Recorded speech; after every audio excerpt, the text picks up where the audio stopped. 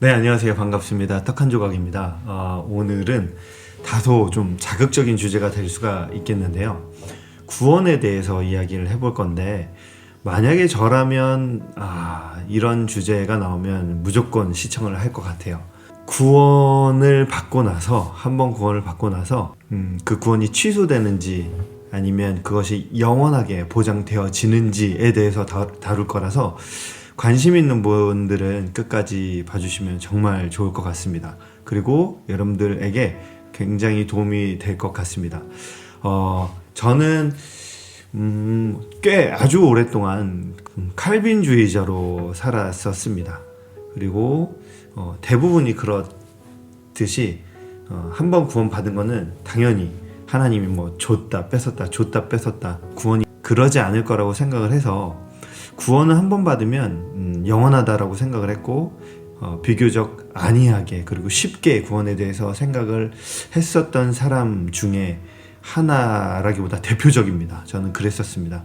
그래서 이 칼빈주의 구원론을 반대해서 이쪽 감리성결 교단이나 이쪽 분들 만나서 얘기를 해보면 구원을 이루어 가야 되는 것이다 이런 식의 얘기를 하면 정말 쫓아가서 설득시킬 정도로 열심히 이 견인론에 대해서도 굉장히 적극 지지를 했었던 사람 중에 하나고, 저는 칼빈을 사실 지금도 다른 신학자들도 존경을 하지만 굉장히 존경을 합니다.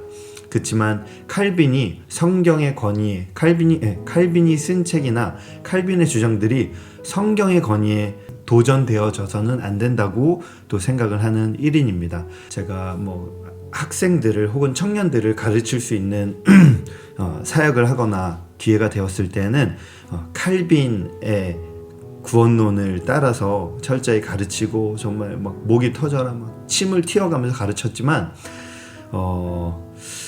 그 이후에 다시 구원론에 대해서 좀 생각을 하게 됐고, 다시 구원론에 대해서 또 가르칠 시점이 됐을 때 진지하게 고민을 하기 시작했어요. 왜냐하면 성경에는 구원이 영원하지 않은 것처럼 얘기하는 구절도 굉장히 많습니다. 사실 히브리서 6장 4절에서 6절 말씀 한 번 빛을 받고 성령에 참여 이런 것들부터 사도 바울과 동역했던 사람들이 세상이 좋아서 다시 떠나간 사건들, 그리고 계시록에 하나님이 사랑의 마음으로 교회들을 7교회들을 권면하시면서 너가 첫 행위를 첫 마음을 첫사랑을 회복치 아니하면 촛대로 옮겨버린다라는 말씀들 여러 가지가 있지만, 그래도 저는 칼빈의 구원론을 지지해왔었고, 성도는 끝까지 반드시 하나님께서 성도 견인이라는 게 자동차 견인처럼 그런 견인이 아니고요, 견디고 인내하다라는 뜻이에요. 성도의 견인은 결국 하나님의 뜻 가운데 인내를 해서 구원에 참여할 수 있다라고 저는 생각을 했고, 그런 구원의 보장이 된다라고 생각을 했었습니다. 저를 이것에서 빠져나오기 좀 어렵게 만들었던 구절이 그런 거였어요. 하나님을, 예수 그리스도를 영접하고 믿으면 사망에서 생명으로 옮겨졌다고 하는데, 그럼 내가 생명에서 다시 사망으로 갔다가 사망에서 다시 생명으로 왔다 갔다 할 수가 있나? 이게 저는 논리적으로 너무 이해가 되지 않고 하나님 성품적으로 이해가 되지 않아서 그거를 굉장히 부정하고 그건 아닐 거라고 정말 생각을 했었던 것 같습니다. 그런데 어쨌든 진지하게 고민해 볼 기회가 돼서 정말 다시 신학자들의 모든 2000년 역사 가운데 있었던 신학자들의 모든 사상과 주장과 교리와 이런 것들을 그냥 다 뒤로 빼놓고 성경 원문이 예수님이 2000년 당시에 그 예수님 입에서 나왔던 그 말씀들과 사도 바울이 기록했던 그 모든 것들, 말씀 자체의 텍스트에 집중해서 다시 읽고 보기 시작했어요. 그랬더니 오히려 쉽더라고요. 신학자들의 말과 생각들을 제 머리와 생각과 귀에서 다 제거하고 성경 그대로 보니까 성경의 메시지는 너무나 분명했습니다. 결론부터 말씀드리면 우리는 한번 구원 받았다 할지라도 구원이 영원히 보장되는 것은 아니라는 것을 알았습니다. 그리고 그러한 설교들을 준비하기 위해서 하나님께 기도를 했었어요. 하나님, 이 부분을 저에게 알려주시면 안 되겠습니까? 하나님, 저에게 계시해 주세요. 우리 기독교는 계시의 종교입니다. 요즘 직통 계시 위험하다 이런 사람들이 있는데 직통 계시를 받아서 성경의 권위에 두려고 하면 그건 이단이지만 우리는 레마의 말씀으로 날마다 하나님께 직통 계시를 받아야 되는 사람들입니다.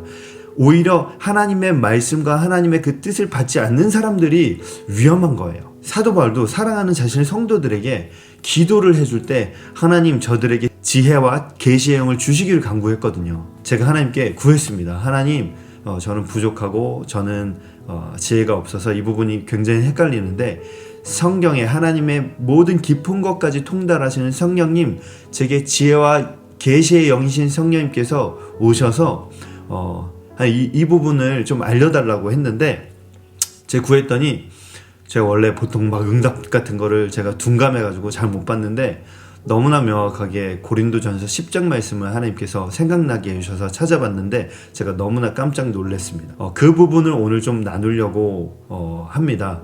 아까 말씀드린 대로 히브리서 한번 빛을 이런 단편적인 구절들은 원어를 따져봐야 되고 앞뒤 문맥상을 따져봐야 되기 때문에 인정을 안 할 수도 있어요.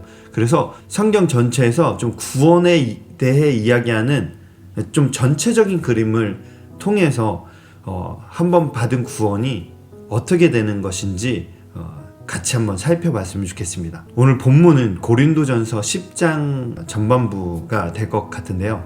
먼저 말씀드리고 싶은 것이 있습니다. 구약은 구약 자체로도 물론 유의미하고 굉장히 중요하지만 하나님의 성품에 대해서 너무나 잘 나타내셨지만 사실은 신약의 어떤 그림자로 보는 근거 구절들이 굉장히 많아요. 히브리서 10장 1절 보면 율법은 장차 오는 좋은 일의 그림자요 형상은 아니라고 이야기를 하고요. 실제 형상은 아니라고 합니다. 그리고 골로새서 2장 16절에도 이것들은 장래 일의 그림자이나 몸은 그리스도의 것이니라. 정말 초림하실 예수 그리스도를 예표하기 위해서 구약이 쓰여졌다라고 이야기를 합니다. 대표적인 것들이 여러 가지 있죠. 처음 시작하자마자 나오는 아담도 사실은 신약의 로마서에 보면은 예수를 마지막 아담이라고 표현합니다. 창세기에 나오는 노아의 방주 사건 또한 사실 예수 그리스도의 십자가를 통한 어떤 구원을 이야기하는 거고요. 멜기세덱 제사장, 영원한 대제사장이라시는 것을 외표하는 것이고요. 이삭의 희생제물, 그것 또한 예수님이 바로 하나님의 어린 양 되신다는 거고, 유월절의 어린 양 역시 십자가에서 예수 그리스도께서 속죄하는 것을 이야기합니다.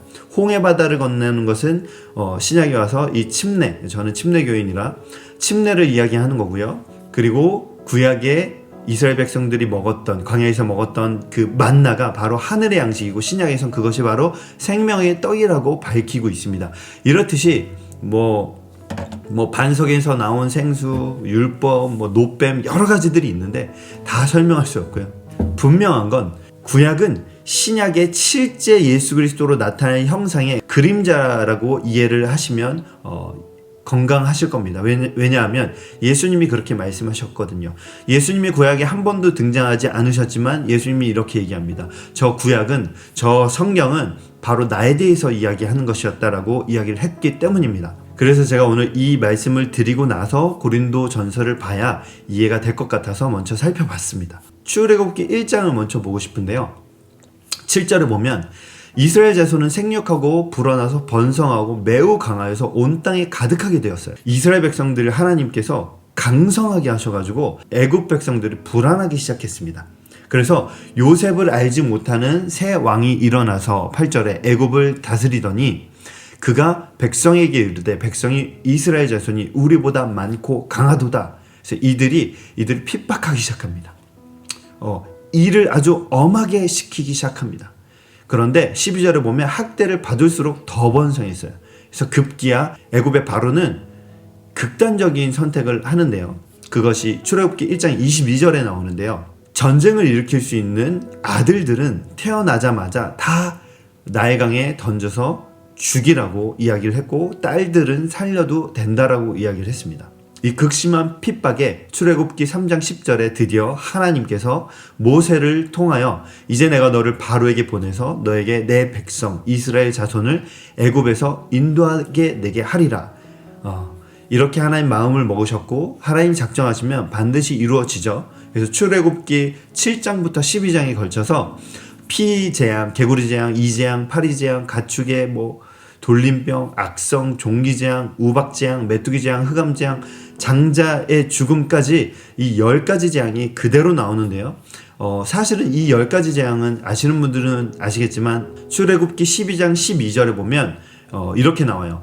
애굽의 모든 신을 내가 심판하리라 나는 여호와라 라고 했는데, 이 10가지 재앙이 사실은 이집트 백성들이 섬기고 있었던 10가지 신들에 대해서 이사야 말씀하셨잖아요. 나는 내 영광을 다른 자에게 주지 않는다고. 그 우상들을 도장 깨기 식으로다가 완전히 그냥 진멸해버리시는 그 장면이 바로 우리가 10가지 재앙이라고 생각할 수 있습니다. 예를 들면 여기 보시는 것처럼 피재앙, 개구리 재앙, 개구리 여신, 헤케트, 이재앙, 땅의 신, 개부 해가지고 여러 가지 신들이 있었는데 이것들을 다 멸하셨습니다. 근데 주목하여 볼 것은 마지막 10번째 재앙 때 장자의 죽음을 택하셨는데, 이것은 왜 그랬냐면 애굽의 왕인 파라오는 신으로 여겨졌는데 그 장자는 신성한 신의 후계자로 간주되었습니다. 바로의 장자가 죽고 애굽의 모든 장자가 죽음으로써 파라오의 신적 권위가 철저히 무너짐을 하나님께서 보여주신 겁니다. 그런데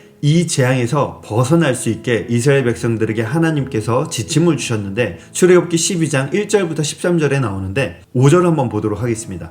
너희 어린 양은 흠없고 1년 된 수컷으로 하되 양이나 염소 중에서 취하고 이달 열날까지 간직하였다가 해질 때에 이스라엘 회중이 그 양을 잡고 그 피를 양을 먹을 집 좌우 문설주와 임방에 바르고 내가 애굽 땅을 칠 때 그 피가 너희가 사는 집에 있어서 너희를 위하여 표적이 될지라. 내가 피를 볼 때 너희를 넘어가리니 재앙이 너희에게 내려 멸하지 아니하리라. 여기서 조금 주목해서 볼 것은 일반 재앙들은 고센 땅에는 내리지 아니하고 애굽 땅에만 이렇게 내렸는데, 마지막 재앙은 이스라엘 백성들도 예외가 없었습니다. 단지 한 가지 조건만 하나님께서 조건을 내세우셨는데, 그 피가, 그 어린 양의 피가 좌우 설주와 문 임방에 발라져 있지 않으면 그 사람이 이스라엘 사람이라 할지라도 반드시 죽는다라고 되어 있습니다. 여기서 구원에 대한 핵심 포인트가 나오는데요. 여러분들, 구원은요 우리의 행위랑 상관이 없다는 겁니다. 이게 일단 대전제입니다. 저는 구원을 이룰 수 있다라고 생각하지만 우리의 행위랑은 상관이 없는 겁니다. 예를 들어 볼까요? 정말 도덕적으로 흠이 없고 깨끗한 사람이 있어요. 누가 봐도 정말 존경스럽고 저분은 동네에서도 가장 존경받는 분이에요. 정말로 항상 옳은 말만 하고 선한 사람이에요. 근데 그 사람이 만약에 마음은 믿지만 굳이 제가 그렇게까지 해야겠습니까 하고 정말 고결한 척하면서 임방에 피를 안 발랐어요. 그리고 그 집에 있었다. 그 사람 죽을까요? 살까요? 죽습니다. 왜냐하면 구원은 인간의 행위에 달려있지 않기 때문이에요. 반대로 설명을 드려볼게요. 자, 저 사람은 동네에서 가장 지탄을 받았어요.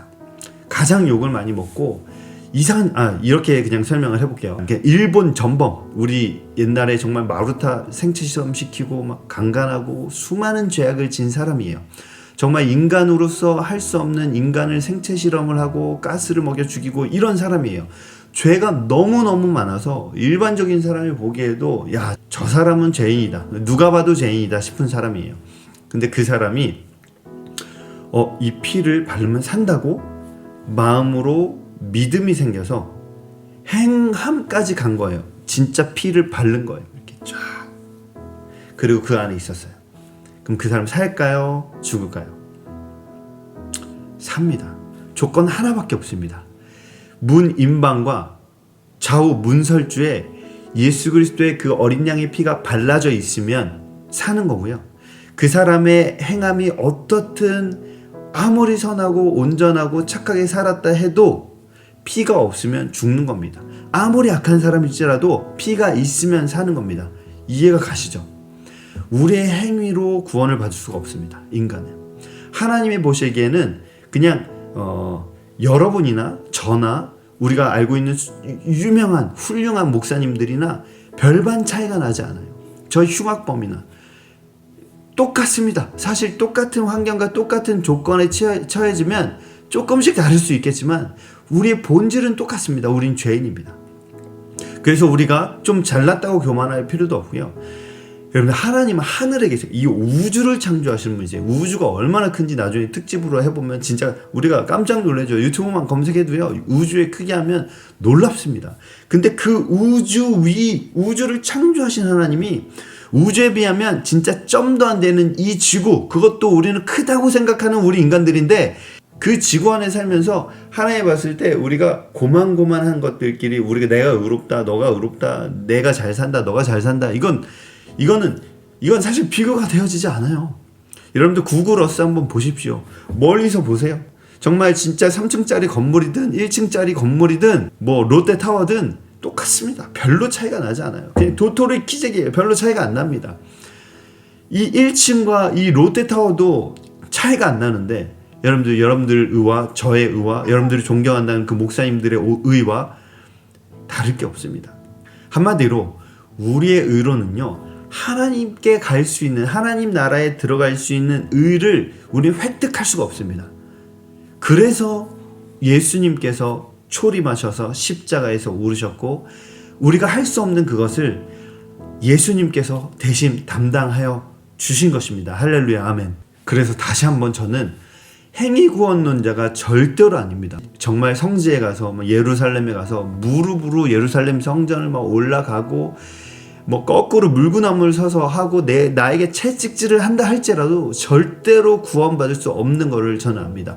오직 예수 그리스도의 피만이, 예수 그리스도의 긍휼과 자비와 보혈만이 우리를 죄에서 깨끗게 해주시고 하나님 나라에 갈 수 있게끔 한다는 것을 저는 너무나 명확하게 알고 있습니다. 그리고 믿고 있습니다. 여러분들도 저와 같으시죠?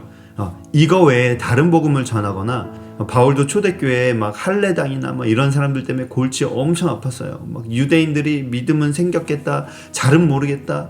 근데 유대인들에게 있어서 구원의 조건은 할례였거든요.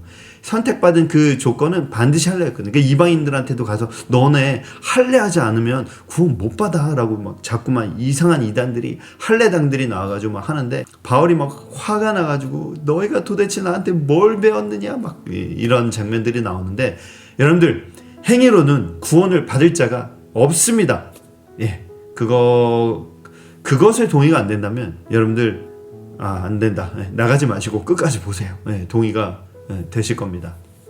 아무튼 우리는 구원은 오직 예수 그리스도의 은혜로만 받는 것을 믿습니다. 아멘. 맞다. 또 하나. 반대로 혈통적으로 이스라엘 백성이 아니었습니다. 고센 땅에 거하지 않았었어요. 근데 애굽에 임했던 이 모든, 애굽 전체적으로 임했던 이 사망의 재앙, 그 죽음의 재앙이 왔을 때 애굽 백성 중에도 그게 마음으로 믿어져서 용기 내서 이웃 사람들이 손가락질해도 진짜 그 양을 잡아서 피를 칠했다면 그 사람은 살았을까요? 죽었을까요?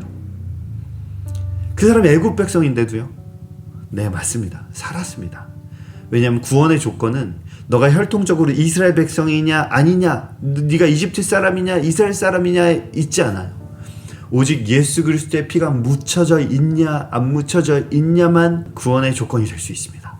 그러니까 이로써 행위로 구원받는 게 아니라, 혈통으로 구원받는 게 아니라 오직 예수 그리스도의 은혜로, 보혈의 피의 은혜로만 구원받는다는 것이 더 확실해졌습니다. 아무튼 그렇게 해서 대부분의 이스라엘 사람들이 구원을 받습니다. 모세의 명령 아래 모든 것들이 집행되어졌고, 대부분의 이집트의 장자와 그 동물의 장자마저도, 파라오의 아들마저도 결국은 죽게 되어졌습니다. 그리고 이스라엘 백성은 그 사망에서 구원을 받고, 우리가 예수님 믿고 나서 뭐 하죠?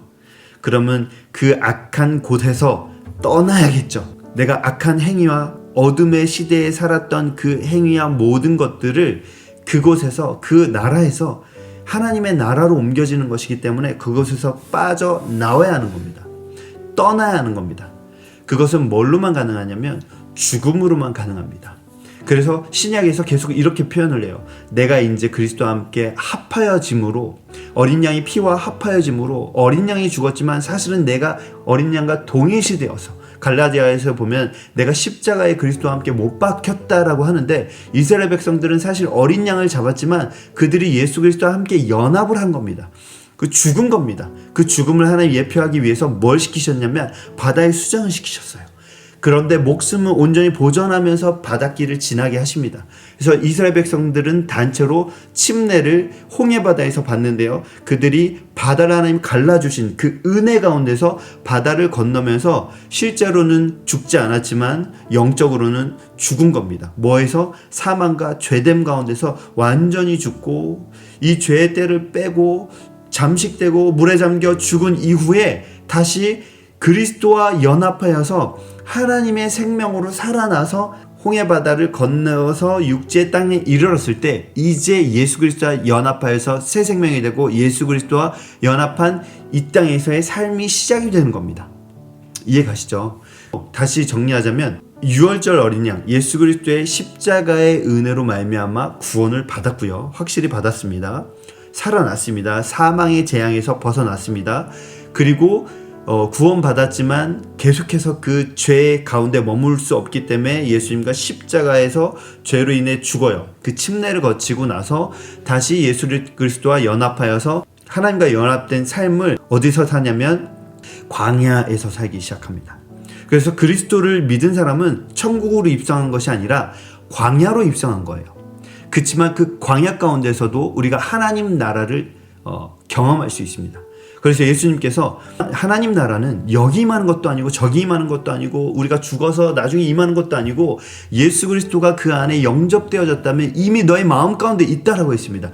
우리가 광야를 걷고 정말 그 척박한 땅을 걷지만 예수 그리스도의 우리 안에 성령과 함께 할 때 이미 하나님 나라가 임한 거고요. 우리는 이 광야를 살지만 하나님의 말씀으로 살아가면서 이 만나를 먹으면서 살아가면서 하나님 온전히 누리면서 살 수가 있는 겁니다. 삶은 고단하고 고난스럽고 고통스러울 수 있어요. 그렇지만 예수 그리스도와 연합한 우리들, 구원받은 우리들은 정말로 하나님과 연합하여서 살아갈 수 있는 겁니다. 자, 그래서 광야에 들어서서 육지에 들어서서 이들이 구원의 노래를 막 하기 시작해요.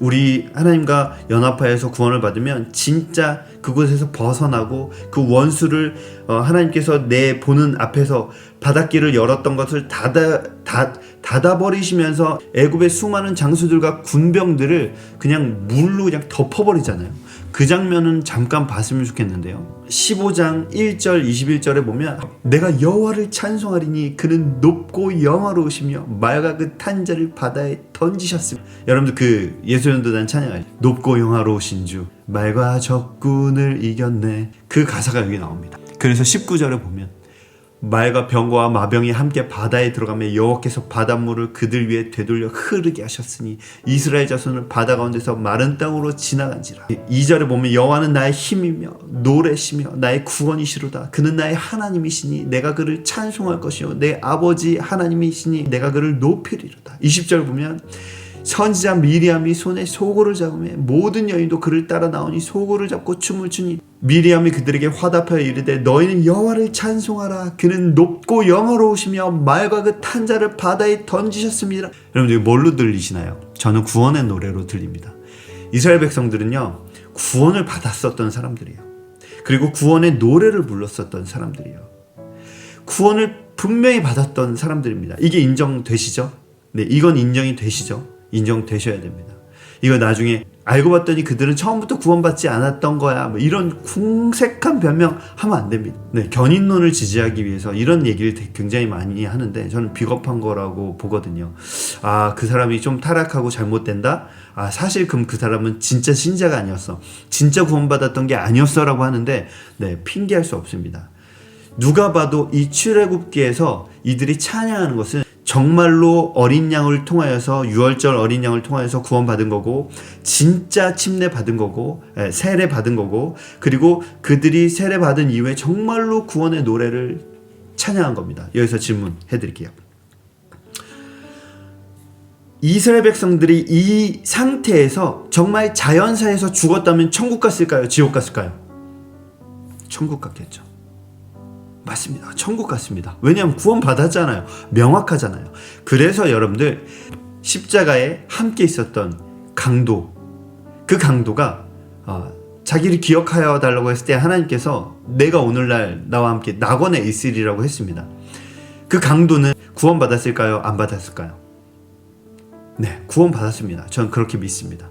왜냐하면 예수님이 말씀하셨죠. 예수님이 하나님인데 예수님이 구원 받았다면 구원 받은 거예요. 이걸 어떻게 설명하냐고요? 너무 쉽잖아요.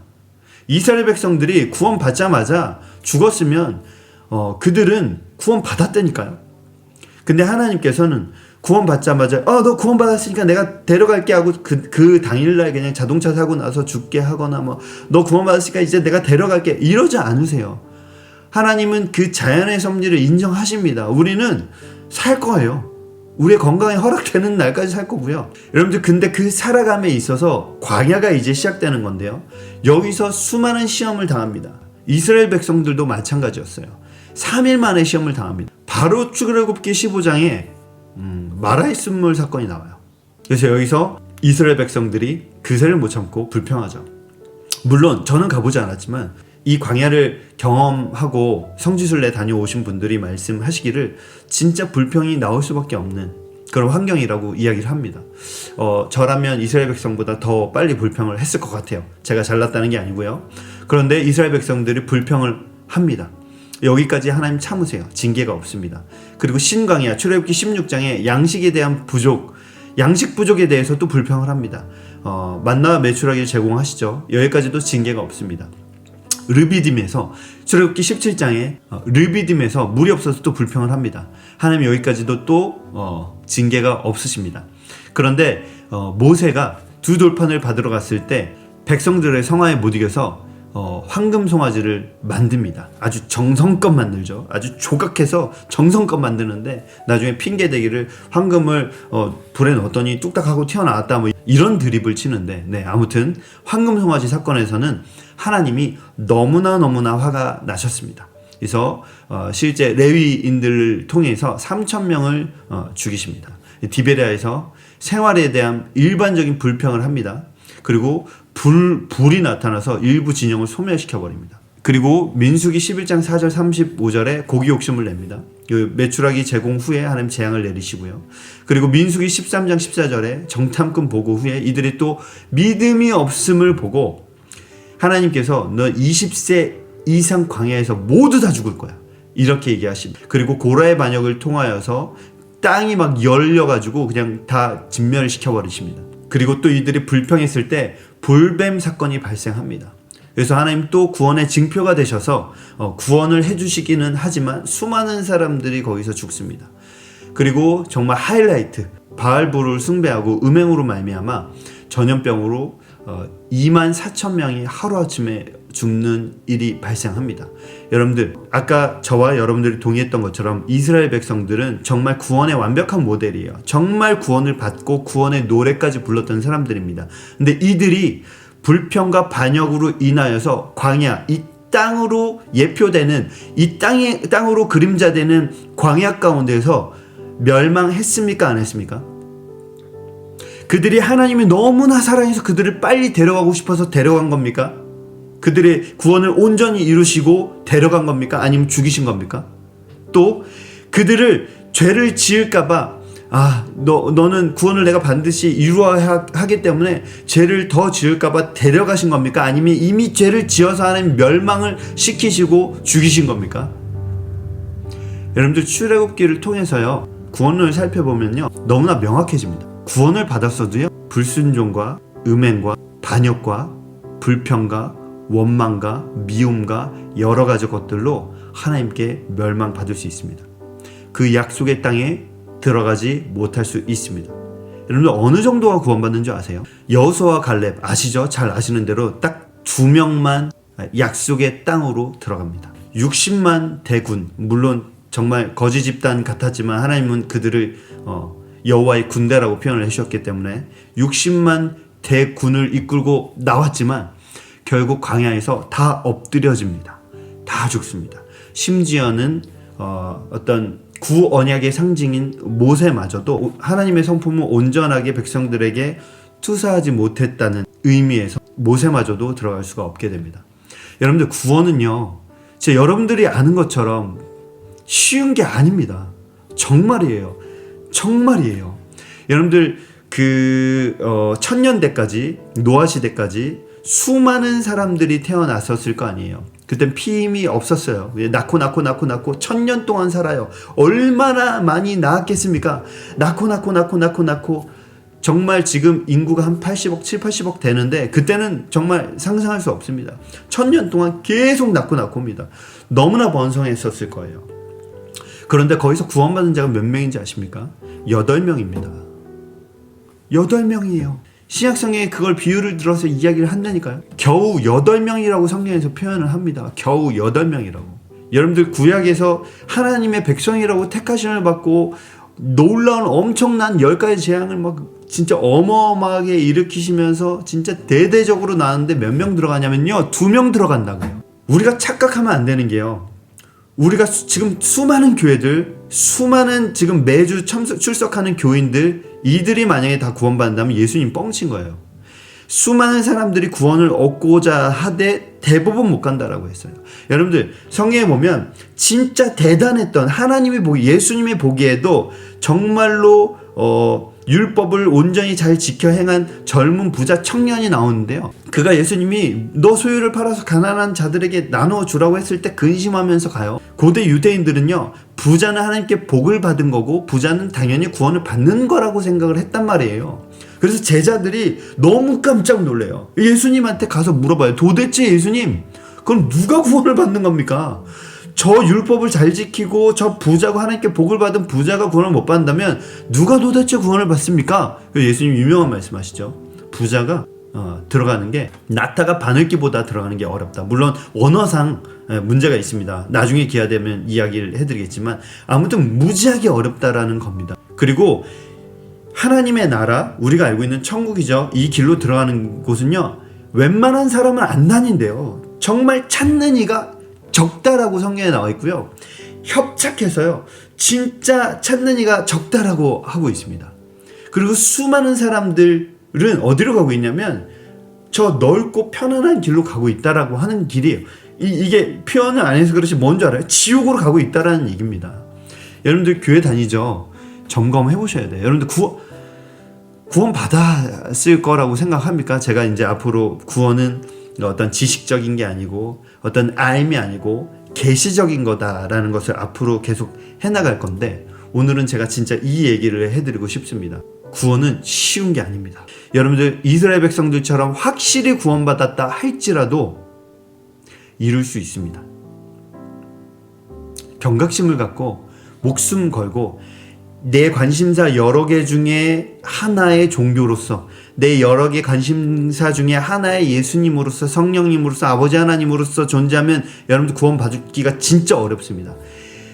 내 모든 것이 돼야 돼요. 여러 개 중에 하나가 아니라 내 모든 것이 돼요. 오늘은 특이했죠, 구성이. 이제 본문 말씀인 고린도전서 10장을 한번 보겠습니다. 보세요. 1절부터 볼게요. 형제들아, 내가 이거 너네가 알았으면 좋겠다. 봐봐, 우리 조상들이 다 구름 아래 있고 바다 가운데로 지났고 지도자 모세에게 속해서 다 구름과 바다에서 침례를 받았다라고 이야기해요. 아까 제가 말씀드렸던 설명이죠. 그리고 다 같은 신령한 음식 만나를 먹었는데 그게 알고 봤더니 예수님이래요. 다 같은 신령한 음료를 마셨는데 그게 알고 봤더니 예수님이었대요. 보세요, 4절. 다 같은 신령한 음료를 마셨는데 이는 그들을 따르는 신령한 반석으로부터 마셨음에 그 반석이 바로 그리스도, 예수님이었대요. 그 신령한 음식이 떡이 예수님이었대요. 만나가 똑같은 걸 먹었다는 거예요.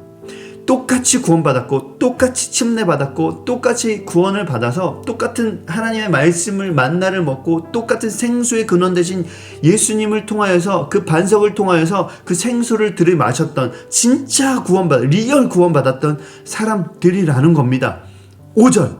그러나 그들의 다수를 하나님이 기뻐하지 아니하셨으므로 그들이 광야에서 뭐래요? 멸망이라는 표현을 합니다. 멸망받았네. 제가 아무리 이렇게 설명을 해도 또 이렇게 얘기할 수 있어요. 분명히 그림자가 된다라고 얘기했는데도 또 이렇게 얘기할 수 있어요. 그거는 구약 얘기잖아. 신약은 예수 그리스도의 은혜가 있잖아. 십자가가 있잖아. 그건 우리에게 본보기가 안 될 수도 있잖아 라고 할 수 있어요. 이럴까봐 바울이 6절을 이렇게 썼습니다. 이러한 일은 우리의 본보기가 되어 우리의 본보기가 된다고 합니다. 우리로 하여금 그들의 악을 즐겨한 것 같이 즐겨하지 아니하는 자가 되어 그들 가운데 어떤 사람들과 같이 너희는 우상 숭배하는 자가 되지 말라. 기록된 바 백성이 앉아서 먹고 마시며 일어나서 뛰논다 함과 같으니라. 아멘. 이 땅에 우리가 살면서 제가 예배편에서 계속 얘기했지만 우상 숭배하면 지옥 갑니다. 여러분들이 아무리 칼빈의 어떤 그 신학을 붙잡고 교리를 붙잡고 있어도 나는 안전해, 난 견인론을 믿어, 나는 선택받았어, 난 예정받았어, 난 반드시 구원받을 거야 라고 우길지 모르겠으나 여러분들 그러면서 삶 가운데서 돈을 더 사랑하고 친구를 더 사랑하고 아이돌을 더 사랑하면서 내 마음 가운데 하나님보다 높아져서 우상으로 삼고 있다면 멸망받는다고요. 광야에서 이스라엘 백성들이 멸망했던 것처럼 멸망받는다고요. 명확하지 않습니까? 또 볼까요? 8절 그들 중에 어떤 사람은 음행하다가 하루에 23,000명이 죽었나니 우리는 그들과 같이 음행하지 말자. 우리의 본보기가 됩니다. 음행하면 안 된다고요. 우리 남자분들 음행하면 안 된답니다. 심지어 음행하는 자는 하나님의 나라를 유업으로 받지 못한다고 아주 정확하게 나와 있습니다. 근데도 칼빈의 교리를 성경의 권위보다 더 높이 두다 보니까 최종 권위가 하나님의 말씀이 아니라 칼빈의 교리이다 보니까 그래도 우리는 끝까지 하나님 우리가 넘어질 수 있습니다. 음란으로 넘어질 수 있지만 결국 우린 연약해서 어쩔 수 없지 않습니까? 우리 구원하시는 분은 하나님이시니 이런 얘기를 할 수 있는 겁니다. 만약에 구원 사역이 우리로부터 시작됐다면 우리가 하나님의 손을 붙잡고 있는 거기 때문에 구원에서 탈락할 수 있지만 구원의 사역은 온전히 오로지 하나님의 주권적으로 하나님께서 우리를 붙잡고 있는 거기 때문에 하나님은 놓치실 수 없기 때문에 우리가 무슨 짓거리를 해도 우상숭배를 하고 음행을 하고 뭘 해도 하나님 놓치실 수가 없기 때문에 우리는 반드시 견인해서 하나님께서 구원하여 주신다. 말도 안 되는 얘기를 하지 말라고요. 이거는요, 이 구원이 제가 좀 흥분했습니다. 죄송합니다. 이거는 제가 앞으로 다룰 거예요. 구원의 언약적 관계라는 것을 간과함에서 오는 거예요. 언약적 관계라는 것을. 그러니까 맹목적인 사랑, 진리의 사랑이 아닌 하나님이 내 이런 연약한 부분을 사랑해서 덮어주실 거야. 아닙니다. 여러분들 제가 옛날에 어떤 신학 교수님이 이런 말을 했다는 걸 들었어요. 요한복음 8장에 보면 행음을 하다가 간음을 하다가 현장에서 붙잡혀 온 여인을 거기서 예수님이 이렇게 쭈그려 앉으셔서 뭘 적습니다. 사람들이 율법에 따르면 돌로 쳐서 죽이는 게 맞아서 사람들이 돌을 잡고 이렇게 막 기다리고 있었어요. 당신이라면 어떡하시겠습니까? 그들이 뭘 적었는지 모릅니다. 아무튼 예수님이 적으셨는데 다 돌들을 놓고 갑니다. 모두 다 갔을 때 여인에게 그렇게 얘기를 했다고 이 교수님이 이렇게 얘기를 해줬어요. 이렇게 얘기하셨을 거라고. 힘들지 여인아, 너 죄 지을 수밖에 없지, 넌 연약하지, 그래서 내가 며칠 있으면 십자가에 매달려 죽을 거야. 너의 죄를 담당하여 죽을 거야. 걱정하지 마. 네가 연약하고 너는 구원을 받을 수 없기 때문에 내가 대신 너의 죄를 담당하고 죽을 거야. 이런 얘기를 했다 그래서 제가 굉장히 감명받고 수년 동안 그 설교를 하면서 너무 좋았어요. 근데 이게 제가 반쪽짜리 복음이라는 걸 알았습니다. 여러분, 우리는 연약합니다. 맞아요. 우린 죄인이에요. 맞아요. 우리의 의로는 구원받을 수 없습니다. 반드시 예수님이 달리셔야 했던 십자가가 필요합니다. 맞아요. 그런데 너는 죄인이기 때문에 죄를 지을 수밖에 없어? 아닙니다. 그것 때문에 성령을 주신 겁니다. 성령을 쫓아 행하라. 그럼 뭐 한다고요? 육체의 욕심을 이루지 않아요. 성령을 쫓아 행하고 성령이 내주해서 성령대로 살면, 성령이 주시는 사랑으로 살면 우리가 사람을 용서할 수도 있고 사람을 사랑할 수도 있고, 그 사랑 안에 모든 율법이 다 들어있잖아요. 사랑하면 이웃의 아내를 탐내지 않고, 사랑하면 미워하지 않고, 사랑하면 살인하지 않고, 사랑하면 물건을 탐내지 않고, 사랑하면 교만하지 않고 겸손하고, 사랑 안에 모든 게 다 들어있기 때문에 여러분들 성령 충만할 때만 우리가 사랑할 수 있어요. 예수님이 분명히 이렇게 얘기했습니다. 그 여인에게 그런데 다시는 죄를 짓지 말라고 얘기했어요. 다시는 죄를 짓지 말라고 얘기했습니다. 여러분, 죄는요 지으면 안 돼요. 행하면 안 됩니다. 넘어졌습니까? 네, 다시 돌이키십시오. 네, 다시 돌이키면 됩니다. 회개 파트에서 다시 다룰 거긴 하지만, 그러나 여러분들이 알고 있는 그 개념의 회개로는 절대로 돌이켜지지 않습니다. 여러분들 입으로 하나님 오늘 뭐 이러저러 했습니다, 용서해 주세요, 이거 회개 아니에요. 그건 회개가 아닙니다. 그거는요 자기 고백이고요, 자기 연민이에요. 하나님, 심지어 여러분들이 눈물이 나서 막 운다 할지라도 그건 자기 연민입니다. 미치겠어서, 도대체 이게 안 되겠어서 눈물을 흘리는 거지, 회개가 아닙니다. 회개가 뭐냐면, 제가 간단하게 얘기하면 구약의 회개는 슈브고요, 돌아오라 이스라엘 할 때 슈브입니다. 돌아오라. 그리고 신약의 회개는 메타노이아인데 완전히 돌아서는 것을 뜻해요. 완전히 우리의 모든 사고와 뭐 이성과 행동과 행위와 모든 것이 그냥 그 행동과 행위와 생각과 사고에서 그냥 돌이키는 것을 바로 회개라고 합니다. 그래서 회개는 돌아오라 이스라엘, 슈브 이스라엘 뭐냐면요, 그 악한 길에서 떠나는 거예요. 너희가 그 악한 길에서 떠나서 내 얼굴을 구하면 내가 고친다. 악한 길에서 떠나지 아니하고 고쳐달라 하면 고칠 수가 없어요. 이해가 가세요? 그러니까 이게 좀 어려운 개념일 수는 있는데, 동성연애자들 우리가 사랑해야 됩니다. 이것 자체가 개념이 안 잡혀 있는 분들이 있어요. 죄송합니다.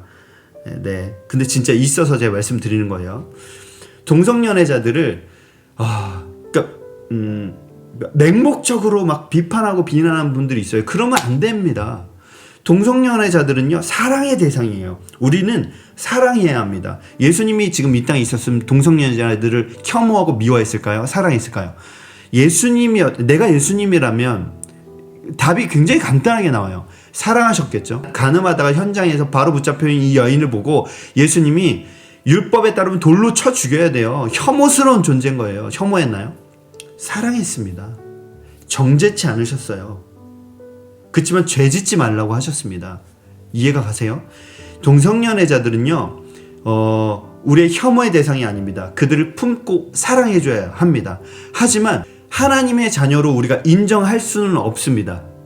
그렇죠? 하나님의 자녀가 아니에요. 근데 이 해방신학, 뭐 퀴어신학까지 가면은 이들을 하나님의 자녀로 인정을 해요. 심지어 퀴어 목사까지도 나와요. 이거는 말이 안 되는 거죠. 그거는 지탄하고 우리가 계속해서 그들을 향해 권면해야 합니다. 그거 아니야. 그건 진리의 사랑이 아니야. 진짜 사랑은 너가 그 악한 길에서 떠나는 거야. 완전히 돌이키는 거야. 네가 하는 그 행동과 행위에서 돌이켜서 그 악한 길에서 떠났을 때 너를 고쳐주실 수 있을 거야. 하나님께서 이렇게 자꾸 권면해야 합니다. 그래서 제가 행하지 말라 하다가 많이 길어졌는데, 여러분들 그것에서, 그 행동과 행위에서 돌이켜서 나와야만 회개해요. 그러지 않고는 여러분들 회개한 게 아닙니다. 하나님, 오늘 또 제가 연약해서 이렇게 했어요, 용서해 주세요. 그리고 또 해요. 제가 행위를 돌이키지 못했어요, 용서해 주세요. 또 해요. 또 못했어요. 이거는요 회개가 아닙니다. 회개는 돌이키는 거예요. 이거 여러분들 적나라하게 이렇게 얘기해도 아마 또 막 부들부들 하실 분이 있을 거예요. 왜냐하면 이 가운데, 이런 회개 가운데 익숙하고 이런 회개 가운데 거하고 살고 있는 사람들이 저는 거의 다랄 거라고 생각을 하기 때문에, 근데 여러분들 귀 있는 자가 들으시고 돌이키셨으면 좋겠어요. 진짜 회개는 진짜 돌이키는 겁니다. 그 행동과 행위에서 돌이키는 겁니다. 그게 회개고요. 적나라하게 제가 이렇게 표현을 할게요. 우리가 날마다 예수님을 십자가에 사실 못 박잖아요. 사실은 갈라디아서에 보면 예수님과 함께 십자가에 못 박혀 우리는 죽은 자가 된 겁니다. 더 이상 우리는 예수님 십자가에 못 박는 자가 아니라, 사실 거기에 내가 매달렸었어야 되는 거 예수님이 대신 매달리신 건데, 근데 우리는 지금도 날마다 죄를 지면서 손에 망치와 못을 들고서요 맨날 이걸 하고 있어요. 딱 받고 예수님 미안해요, 오늘도 내가 잘못했습니다. 그 다음날 또 받고 예수님 미안해요, 정말 내가 잘못했습니다. 또 받고 예수님 미안해요, 내가 정말 회개합니다. 이게 진정한 회개일까요? 여러분들, 누군가가 여러분들 싸대기를 팍 때리고 정말 미안해, 어떡해, 미안해, 그리고 또 때리고 미안해, 근데 어떡하지, 정말 내가 안 그러려고 했는데 또 때리고, 미안해, 내가 안 그러려고 했는데 내가 연약해서 또 그랬어, 또 때리고. 여러분들, 그 사람의 미안함이, 그 사람의 사과가 진심으로 받아들여질 수 있을까요? 제가 너무 적나라하게 표현해서 여러분들 마음이 좀 힘들 것 같은데 힘드셨으면 좋겠습니다. 우리가 정말 마음에 혹시 이 얘기를 듣고도 안 힘들어서 양심에 이미 그게 익숙해져서 화인이 맞아갖고 아무렇지 않다. 아무렇지 않게 맨날 거짓말은요. 예수님을 십자가에 못 박는 행위예요. 거짓말 하면 안 돼요. 근데 너무나 일상 가운데서 회사에서 쉽게 일 처리하기 위해서 거짓말 하는데 그걸 예수님이 못 박는 거라고요. 그 거짓말 행동과 행위에서 여러분들 돌이켜야 한다고요. 안 그러면 어떻게 된다고요? 여러분들 구원 못 받을 수 있습니다. 정말이에요. 제가 앞으로 다 보세요. 제가 앞으로 어떤 얘기를 해드릴지 여러분들 보면 실감이 나실 겁니다. 아 정말이네. 정말이네. 아 정말이네. 나 이게 구원받은 게 아닐 수도 있겠네. 확실한 게 아닐 수도 있겠네. 특히 제 영상을 구원파분들이 봤으면 좋겠어요. 이 알미 구원받는 게 아니네. 정말로 알 수 있도록 제가 앞으로 해나갈 영상들에서 알려드릴 테니까 봤으면 좋겠습니다. 자, 아무튼 우리는 그들과 같이 행음하지 말자. 멸망받습니다. 그리고 또 9절에 그들 가운데 어떤 사람들이 주를 시험하다가 뱀에게 멸망하였나니 우리는 그들과 같이 시험하지 말자. 그리고 10절에 그들 가운데 어떤 사람들이 원망하고 불평하다가 멸망시키는 자에게 멸망하였나니 너희는 그들과 같이 원망하지 말라. 11절 앞권입니다. 그들에게 일어난 이런 일은 우리에게 본보기가 된다고 합니까? 안 된다고 합니까? 되고 또한 말세를 만난 우리를 깨우치기 위하여 기록되었느니라. 우리를 깨워주기 위해서 기록됐대요. 누구? 말세에 이런 교리들이 파헤칠 거를 사실은 하나님께서 성령께서 아셨겠죠. 그런 구절들 되게 많아요. 지금을 겨냥해서 하셨구나라는 물론 우리는 언제나 말세라고 생각하면 살아야겠지만 그런 구절들이 굉장히 많고 지금은 이미 신구약의 이 메시아의 다시 오심에 대해서 수많은 내용들이 이루어지고 있고 우리 눈으로 진짜 그 예언을 보고 있는 세대이기 때문에 너무나 두렵고 떨리는 마음으로 이 말씀을 받아야 된다고 봅니다. 1948년도에 이스라엘이 진짜 건국되어졌습니다. 여러분들 아무튼 그래서 우리를 깨우쳐주기 위해서 기록했대요. 이런 교리와 이런 사설들이 주류가 될 것을 하나님은 아셨을 거예요. 어떤 걸 깨우치기 위해서? 구원받은 거 그거 확정된 거 아니야. 안심하면 안 돼. 조심해야 돼. 그래서 12절에 그런즉 선줄로 생각하는 자는 넘어질까 조심해야 돼. 여러분들 넘어질까 조심해야 돼. 여러분들 제가 이게 하나님께 다시 청년들을 가르치기 위해서 하나님 구원에 대해서 정말 온전히 알려주세요 했을 때 저에게 주셨던 말씀이라고요. 저 너무 놀랐습니다. 너무 놀랐습니다. 하나님 명확하게 얘기해 주셔서 그리고 이 10장 바로 이전 10장 1절이 시작되기 바로 그 전절이 9장 마지막 절이겠죠. 9장 마지막 절인 27절에 보면 바울이 이런 얘기를 해요. 내가 내 몸을 쳐서 복종케 함은 내가 남에게 전파한 후에 자신이 도리어 버림을 당할까 두려워함이라 라고 나옵니다. 여러분들 신약 성경 대부분을 기록한 사도 바울 맞아요. 너무나 겸손한 표현을 하고 있어요. 자기가 이렇게 전하고 자기가 버림받을 수 있다는 걸 알았어요. 우리 하나님을 믿는 거룩한 백성들이 꼭 새겨 들었으면 좋겠습니다.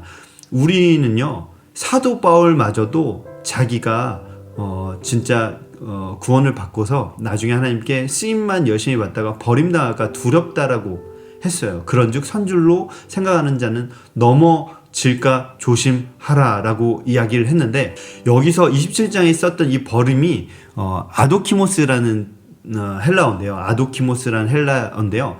뭐 공인되지 않은 거절된 가치 없는 특히 신에게 버림받은 이라는 표현이 있습니다. 근데 이 표현이 정확하게 똑같이 나오는 게 히브리서 6장 8절에 나오는데요. 만일 가셔 엉겅퀴를 내면 버림을 당한다라고 나와 있는데 그 당하고 저주함에 가까워 그 마지막은요. 그 결론은요. 불사름이 된다라고 이야기하고 있습니다. 말세를 만난 우리에게 이러한 것들이 본이 됩니다. 우리에게 이러한 것들이 거울이 됩니다. 여러분들 두렵고 떨림으로 한번 생각해 보셨으면 좋겠습니다. 저는 지금 이 한국 기독교, 그러니까 전 세계 기독교를 마취시키는 한 단어가 있다면 전 그게 구원의 확신이라는 단어라고 생각을 해요. 전 구원의 확신만큼 무서운 단어가 없다라고 생각을 합니다. 심지어 어떤 교회에서는 날마다 매주마다 막 전도사님이 구원의 확신을 막 점검하고, 여러분들 구원의 확신이라는 거는 없습니다. 이것도 진짜 다룰 게 너무 많습니다. 구원의 확신이란 말은요, 교만한 말입니다. 나중에 좀 특별히 또 다루면 좋겠지만, 구원은요 최종 선포예요. 멸망으로 가는 걸 거기서 건지시는 거예요. 백보자 심판에서 일어나는 겁니다. 계시록에서 말씀하신 것처럼 참된 증인이신 예수님께서 그때 증인으로 서주실 거고요. 그곳에서만 저주와 멸망에서 건져주시는 구원이 있는 거지, 그 최종 판결이 있는 거지, 이 땅에서 우리가 벌써 이미 뭐 구원을 받았다, 너 구원 받았냐, 구원 받았습니다, 이거는요 너무나 교만한 말이에요. 그래서 구원의 확신은 안 쓰는 게 좋습니다. 구원의 확신이 어디 있습니까? 우린 날마다 사도 바울 이야기한 것처럼 두렵고 떨림으로 구원을 이루어 가야 하는 겁니다.